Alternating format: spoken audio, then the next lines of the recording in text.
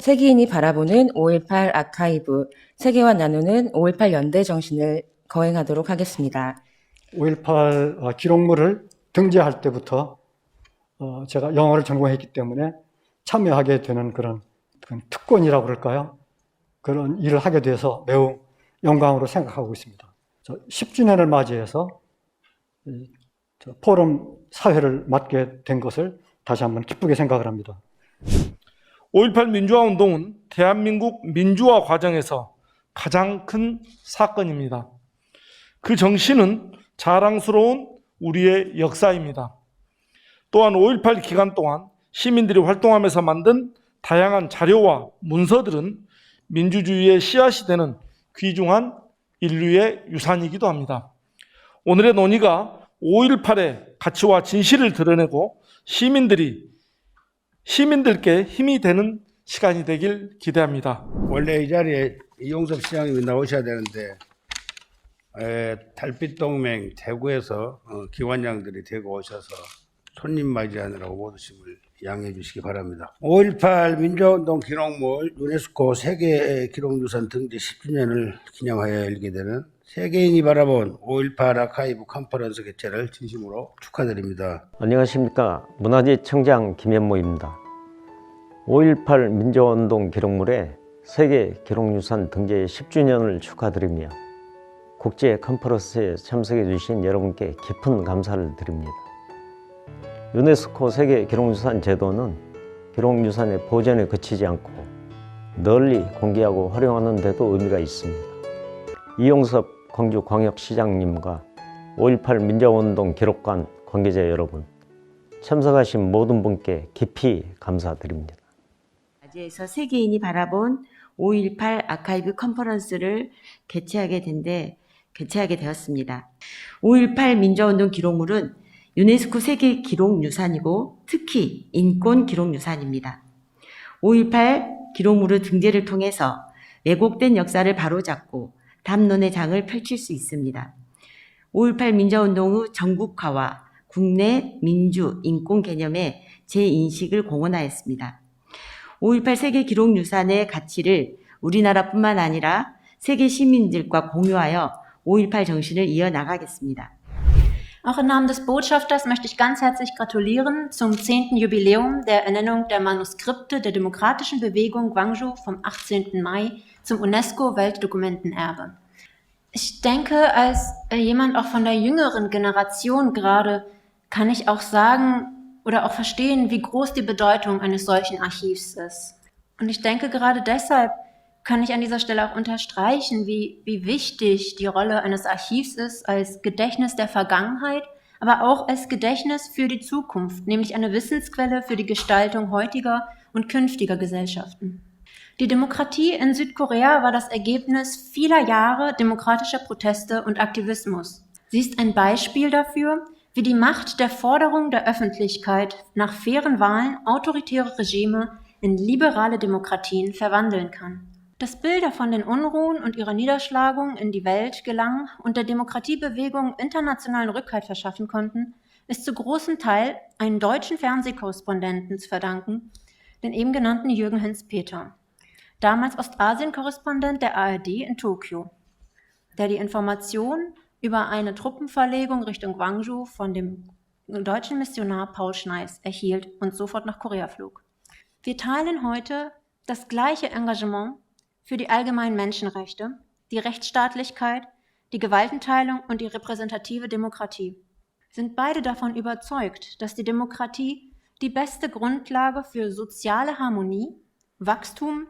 Nachhaltigkeit, Sicherheit und globale Zusammenarbeit bietet. Denn auch durch die deutsche Geschichte und durch die koreanische Geschichte haben wir beide gelernt, Demokratie ist kein Selbstläufer. Wir müssen sie immer wieder erarbeiten und erkämpfen.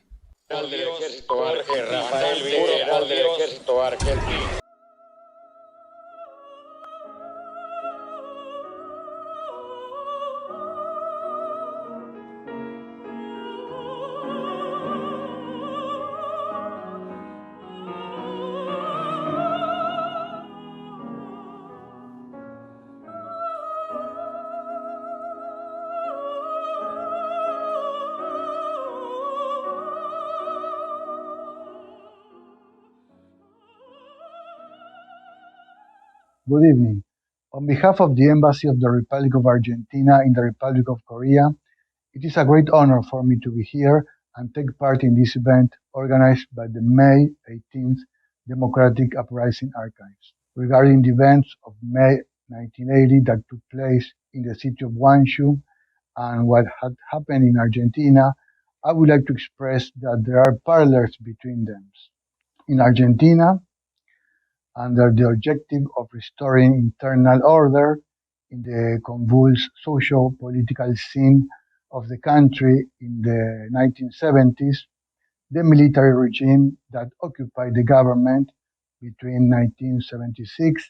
and 1983 established as one of its fundamental objectives the total eradication of subversive groups through the logic of war. Rather, it was a dirty war that required the use of non-conventional and drastic methods against an unconventional and diffuse enemy that justified the extension of the repression to unlimited areas. As a result of the illegal repression launched by the government, mostly between 1976 and 1979, about 30,000 people were detained, disappeared in the country. Among them were political activists. The armed forces installed around 700 clandestine detention centers throughout the country, mostly located in the middle of the cities: barracks, police station, military, police units, schools, private farms, and other places. Today, the Republic of Argentina assigns human rights the highest priority in its national state policy. Every March 24th, we commemorate the National Day of Remembrance for Truth and Justice. Led to the three powers of state to remove legal obstacles and identify and punish in ordinary criminal trials and with a strict application of due process those responsible for said violations. Before concluding, I would like to emphasize that the work in the defense of human rights covers other topics. Lastly, let me congratulate the May 18 Democratic Archives for organizing this event, and I would like to convey a positive message to all the people who have suffered the state violence, to keep working towards a better society that includes everyone and leaves no one behind. 안녕하십니까. မင်္ဂလာပါ။လေးစားဂုဏ်ပြုပါသောဂွမ်ဂျူးပြည်သူများနှင့်တက်ရောက်လာကြတဲ့လူကြီးမင်းများခင်ဗျာ။မင်္ဂလာပေါင်းနဲ့ပြည့်စုံကြပါစေလို့ပဏာမဆုတောင်းနှုတ်ခွန်းဆက်မေတ္တာပို့သပါတယ်။ကျွန်တော်ကတော့ပြည်ထောင်စုသမ္မတမြန်မာနိုင်ငံတော်အမျိုးသားညီညွတ်ရေးအစိုးရရဲ့ကိုရီးယားသမ္မတနိုင်ငံဆိုင်ရာမြန်မာကိုယ်စားလှယ်ဦးရန်နိုင်ထွန်းပဲဖြစ်ပါတယ်။ကျွန်တော်ဒီနေ့တင်ပြမယ့်အကြောင်းအရာကတော့မေ18ဂွမ်ဂျူးရေတော်ပုံနဲ့မြန်မာပြည်ရေတော်ပုံများအားနှိုင်းယှဉ်ခြင်းနဲ့တင်ယူခြင်းပဲဖြစ်ပါတယ်။မြန်မာနိုင်ငံတွင်ပေါ်ပေါက်ခဲ့သောလူထုရေတော်ပုံများကလည်းမြန်မာဒီမိုကရေစီတမိုင်းတွင်အရေးကြီးသောမှတ်တိုင်များဖြစ်ပါတယ်။ဒါပေမဲ့အဆုံးသတ်အောင်မြင်မှုကတော့မရရှိသေးပါဘူး။ဆက်အာဏာရှင်အုပ်ချုပ်ရေးမှဒီမိုကရေစီအုပ်ချုပ်ရေးသို့ပြောင်းလဲရန်ကြိုးစားသည့်မြန်မာပြည်အကြမ်းမဖက်လမ်းစဉ်သည်တစိမ့်သမိုင်းဒီမိုကရေစီအဖြစ်10နှစ်ခန့်သာပေါ်ထွက်လာခဲ့ပြီးယခုဆက်အာဏာရှင်လက်အောက်သို့ဆုံးပြန်ရောက်ရှိသွားခဲ့ပါတယ်။2021ခုနှစ်မြန်မာနွေဦးတော်လှန်ရေးသည်တမိုင်းတစ်ကိုရင်းနိုင်ပါမည်လားဆိုတာကိုယနေ့အတူတကွသုံးသပ်တင်ပြပေးရပါမယ်။လွန်ခဲ့သောနှစ်များအတွင်းပြည်ထောင်စုငြိမ်းချမ်းရေးလုပ်ငန်းစဉ်ကိုအစိုးရစစ်တပ်နှင့်တိုင်းရင်းသားတော်လှန်ရေးတပ်များအကြားကြဲကြဲပြန့်ပြန့်ဆောင်ရွက်ခဲ့ကြပါသည်။ပြည်ထောင်စုငြိမ်းချမ်းရေးသဘောတူစာချုပ်ကိုအပိုင်းနှစ်ပိုင်းခွဲ၍လက်မှတ်ရေးထိုးနိုင်ခဲ့ပါသည်။တို့ရာတွင်အဆိုပါလုပ်ငန်းစဉ်သည်ယခုနှစ်ဖေဖော်ဝါရီလမြန်မာနိုင်ငံတွင်1958ခုနှစ်ကစစ်တပ်ကအာဏာသိမ်းရန်ကြံစည်သဖြင့်ဝန်ကြီးချုပ်ဦးနုကအခြေခံဥပဒေနှင့်အညီစစ်တပ်ကိုအုပ်ချုပ်ခွင့်အာဏာ6လလွှဲပြောင်းပေးခဲ့ပါသည်။အိမ်စောက်အစိုးရကိုခေါ်တွင်ပြီးတပ်တန်း2နှစ်သို့တိုးပေးခဲ့ပါသည်။ဗိုလ်ချုပ်ကြီးနေဝင်းခေါင်းဆောင်သည့်အိမ်စောက်အစိုးရက1960ခုနှစ်တွင်ရွေးကောက်ပွဲကျင်းပပေးခဲ့ပြီးအနိုင်ရပါတီကိုအာဏာပြန်လည်လွှဲပြောင်းပေးခဲ့သည်။1962ခုနှစ်၌ဗိုလ်ချုပ်ကြီးနေဝင်းကထပ်မံအာဏာသိမ်း၍လွှတ်တော်နှင့်ပါတီအားလုံးကိုဖျက်သိမ်းခဲ့ပြန်ပါသည်။1982ခုနှစ်အခြေခံဥပဒေကိုကြေညာခဲ့ပြီးလွှတ်တော်ရွေးကောက်ပွဲကျင်းပပြုလုပ်ခဲ့ပါသည်။လွှတ်တော်မှဦးနေဝင်းကိုသမ္မတအဖြစ်ရွေးချယ်ခဲ့သည် 1982ခုနှစ်တွင်သမ္မတဦးဆိုင်ဖြစ်လာပြီး1988ခုနှစ်တွင်ဒုထုအုံကြွမှုဖြစ်ပေါ်လာခဲ့ပါသည်ထိုရေးတော်ပုံတွင်3လအတွင်းသမ္မတ3ဦးပြောင်းလဲခဲ့ပြီးနောက်ဗိုလ်ချုပ်ကြီးစောမောင်ဦးဆောင်သောစစ်တပ်ကအာဏာသိမ်းခဲ့ပြန်ပါသည်1990တွင်စစ်တပ်ကရွေးကောက်ပွဲကျင်းပပြီးခဲ့တော်လဲအာဏာလွှဲပြောင်းမှုပေးခဲ့ပါ2018ခုနှစ်တွင်စစ်တပ်ကစိတ်ကြိုက်ရွေးချယ်ထားသောအခြေခံဥပဒေကိုကြေညာပြီးရင်းဥပဒေအရ2010တွင်ရွေးကောက်ပွဲကျင်းပပေးခဲ့ပြီးလွှတ်တော်နှင့်အစိုးရအဖွဲ့အသစ်ပေါ်ပေါက်လာခဲ့ပါသည်2015ခုနှစ်နှင့်2020တို့တွင်ရွေးကောက်ပွဲများဆက်လက်ကျင်းပခဲ့ပြီး2021ဖေဖော်ဝါရီလ1ရက်နေ့တွင်စစ်တပ်ကထပ်မံအာဏာသိမ်းယူခဲ့ပြန်ပါသည်မြန်မာနိုင်ငံတွင်1988ခုနှစ်အောက်တိုဘာလ10ရက်နေ့တွင်ရှစ်လေးလုံးလူထုရွေးတော်ပုံကြီးဖြစ်ပေါ်လာခဲ့ပါသည်တကယ်တော့မြန်မာနိုင်ငံတွင်ကျောင်းသားနှင့်လူသမားများ၏တော်လှန်ရေးများသည်1962ခုနှစ်နှင့်1986ခုနှစ်များကြားတွင်အကြိမ်ကြိမ်ဖြစ်ခဲ့ဖူးပါသည်ရှစ်လေးလုံးရွေးတော်ပုံကြီးတွင်မူတနိုင်ငံလုံးပြန့်နှံ့ခဲ့ပြီးအစိုးရဝန်ထမ်းများနှင့်ရဲစခန်းဝန်ထမ်းအချို့ပါဝင်ခဲ့ပါသည်နောက်ဆုံးတွင်စစ်တပ်ကပါတီစုံစနစ်ကိုခွင့်ပြုခဲ့ရပြီးရွေးကောက်ပွဲလုပ်ပေးရန်ကတိကဝတ်ပေးခဲ့ရပါသည်ရှစ်လေးလုံးရွေးတော်ပုံကြီးတွင်လူ3000ခန့်တည်ဆုံရသည်ဟုတွက်ဆထားခဲ့ကြပါသည်ကိုရီးယားနိုင်ငံတွင်စစ်တပ်ကအာဏာသိမ်းတော်လဲနိုင်ငံရေးပါတီများရပ်တန့်နေနိုင်သေးသည်ရပ်တည်နေနိုင်သေးသည်နိုင်ငံစီးပွားရေးပုံမှန်တိုးတက်လာခဲ့ပါသည်ဂွမ်ကြီးရွေးတော်ပုံကြောင့်ပြည်သူလူထုအတွင်းနိုင်ငံရေးအသိမြင်မြင့်တက်လာခြင်းတို့ကြောင့်ချန်တူးဝမ်သည်နိုင်ငံရေးတင်းကျပ်မှုများမှဖြေလျှော့ပေးခဲ့ရသည်ဟုသုံးသပ်နိုင်ပါသည်မြန်မာ့မျိုးတော်လှန်ရေးတွင်မြို့ရွာအနှံ့ပြည်သူ့ကာကွယ်ရေးတပ်များဖွဲ့စည်းထားပြီးစစ်အုပ်ချုပ်ရေးကိုပြည်သူ့အုပ်ချုပ်ရေးနှင့်အစားထိုးသွားရန်ပြင်ဆင်နေပါသည်ထို့အပြင်မြန်မာနိုင်ငံ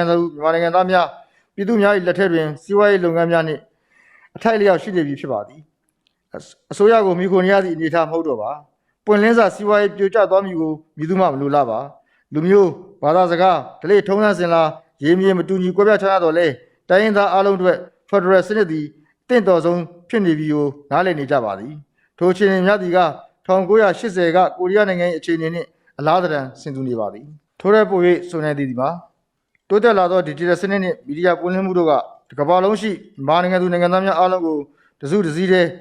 ချက်ပစ်လိုက်နိုင်ခြင်းပဲဖြစ်ပါတယ်ထို့ကြောင့်နေဦးတော်လှန်ရေးသည်လည်းကိုရီးယားဂွမ်ဂျူးတော်လှန်ရေးကဲ့သို့နောက်တစ်ချိန်တွင်ကမ္ဘာအမွေနှင့်စည်ရင်းဝင်လူသားတို့၏စွမ်းရည်တရက်ဖြစ်ထင်ထန်နေမည်ဟုယုံကြည်ပါသည်ဂွမ်ဂျူးမှပေးသောသင်ခန်းစာများကိုလေ့လာသင်ယူရင်းဒီကမ္ဘာမြေပေါ်တွင်လူသားချင်းစာနာတတ်သောနှလုံးသားများရှင်သန်လျက်လူ့အခွင့်အရေးကိုအပြည့်အဝကာကွယ်စောင့်ရှောက်သောအစိုးရများပေါ်ပေါက်လျက်အာဏာရှင်တို့၏အကြမ်းဖက်ရက်စက်မှုများကြာဆုံးလျက်ပြည်သူ့အုပ်ချုပ်မှုကိုအာမခံနိုင်သောဒီမိုကရေစီစနစ်ရှင်သန်ရမည်ဟုယုံကြည်စွာတန်တိတ်ထန်ပြုလိုက်ရပါသည်အရေးတော်ပုံမုတ်ချအောင်ရမည်ကျေးဇူးတင်ပါတယ်ခင်ဗျာ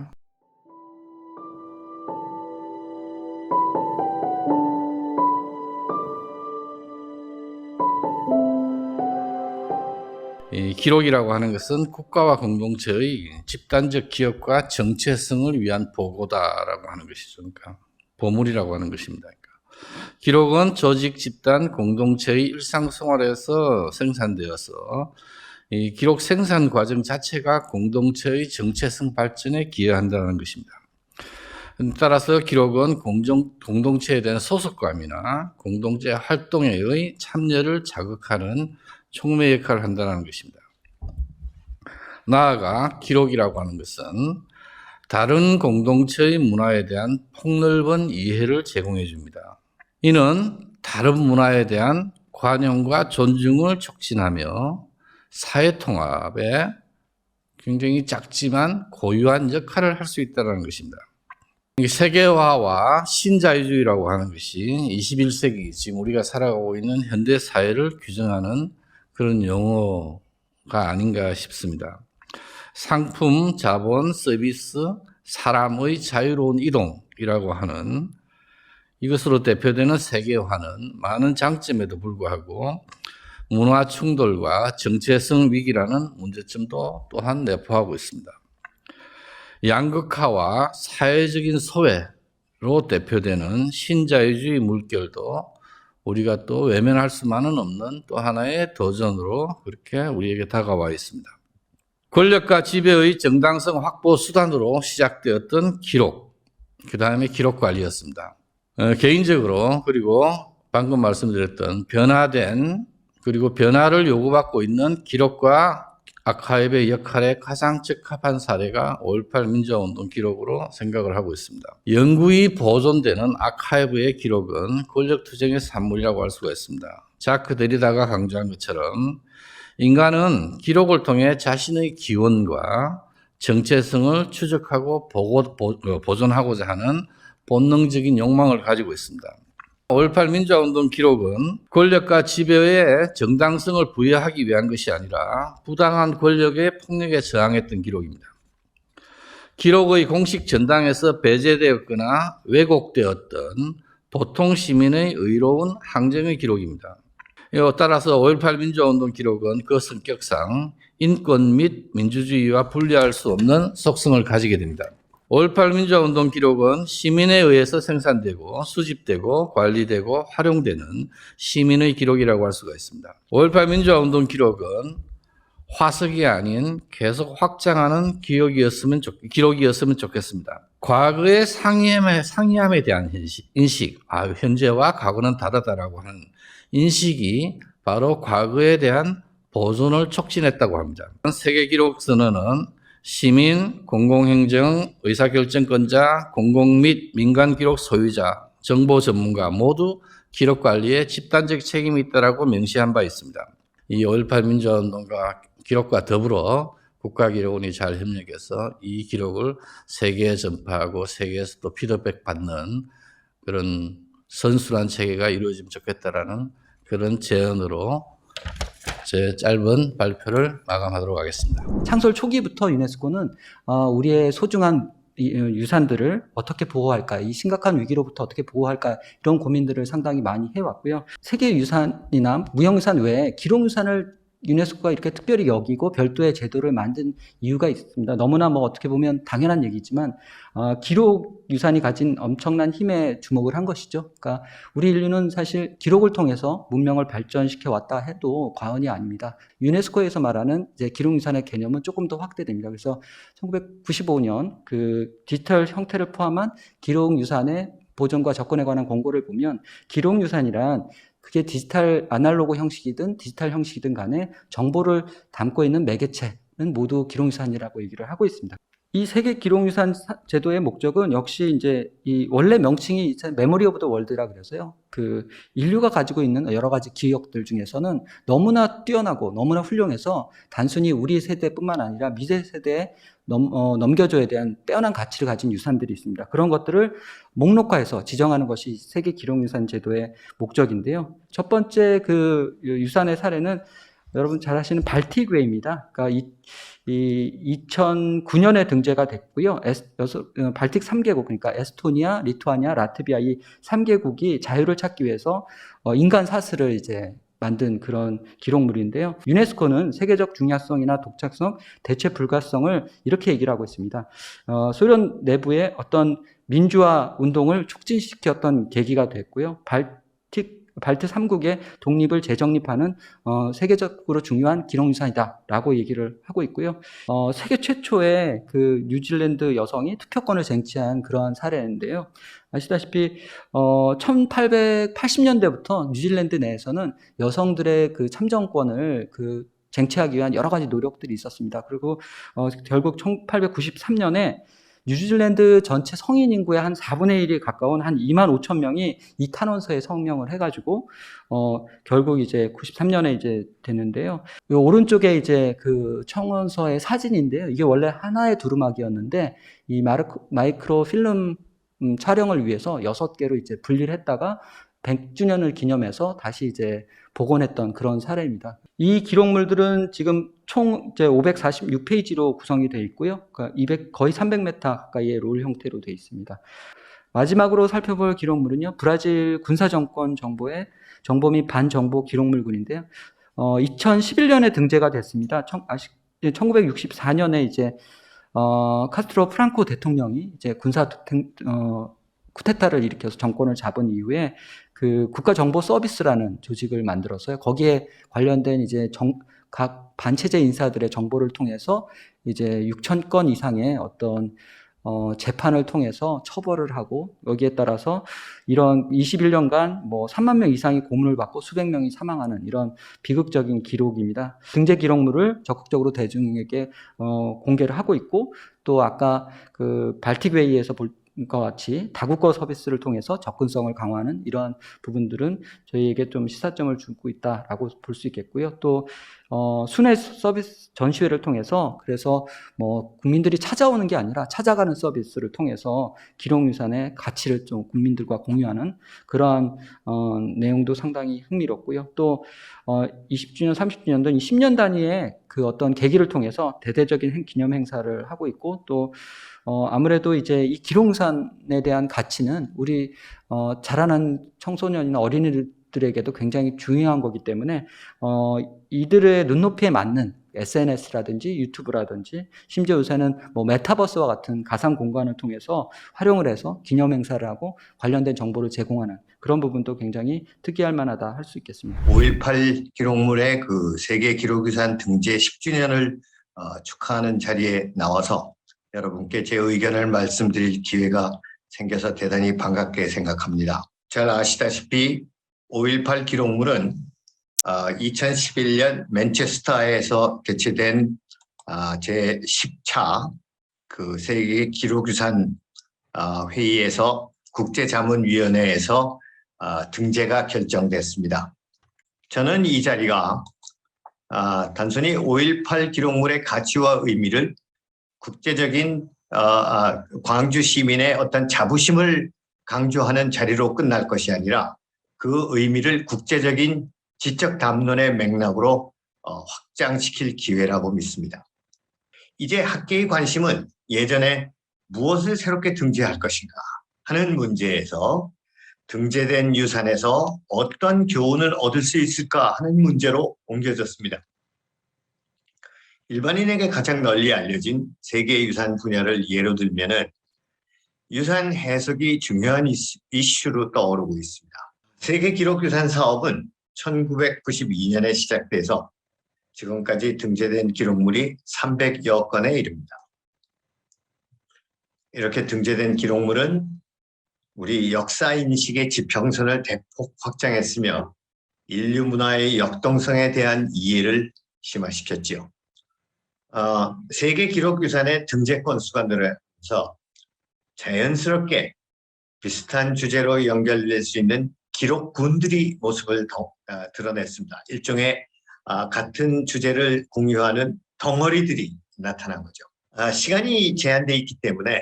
이 모든 기록군을 하나하나 다 살펴볼 수는 없고 이제 그 5.18 기록물이 속해 있는 인권 관련 기록군을 한번 들여다보겠습니다. 제2차 세계대전이 끝나고 탈식민지화가 시작되면서 20세기 후반에 갓 태어난 이 젊은 국가들의 어린 국가라고 할 수 있죠. 이 국가들의 지도자들은 소위 강한 정부라는 슬로건에 상당히 그 유혹을 받았습니다. 이 사람들 상당수가 군인 출신이거나 혹은 저항 세력 출신이거나 아니면 군부의 지원을 받는 사람들이었고 이 사람들은 자기들의 그 목표를 달성하기 위해서 공포를 불러일으키고 저항하는 사람들에게 잔인한 만행을 저지르는 것을 불가피한 걸로 합리화하는 경향이 있었습니다. 1980년에 광주에서 일어난 이 사건이 결코 한국만의 고립적인 사건이 아니라 일종의 세계적인 흐름 속에서 일어난 사건으로 파악될 수가 있겠지요. 이 당시의 봉기는, 그러니까 1980년의 봉기는 그것 자체로는 그냥 한국에서 불만을 가진 대중이 폭압 정치에 대한 저항으로 일으킨 사건일 수도 있지만 그러나 그 뒤에서는 인류가 공통적으로 지니고 있는 인간 존엄성 그리고 그 존엄성이 훼손될 때 저항할 의지가 있다는 생각의 표현이라고 봐야 하겠습니다. 저는 이 사업의 의미를 살려서 지금까지 1980년 광주에서 일어난 일을 기록하고 연구해온 모든 학자와 활동가들이 이제는 광주와 그리고 대한민국을 넘어서서 인류 보편의 의미 그리고 그 가치를 찾아 나서기를 바람하지 않습니다. 다시 한번 저에게 이런 이야기를 할 기회를 주신 주최 측에 감사드립니다. 대단히 감사합니다.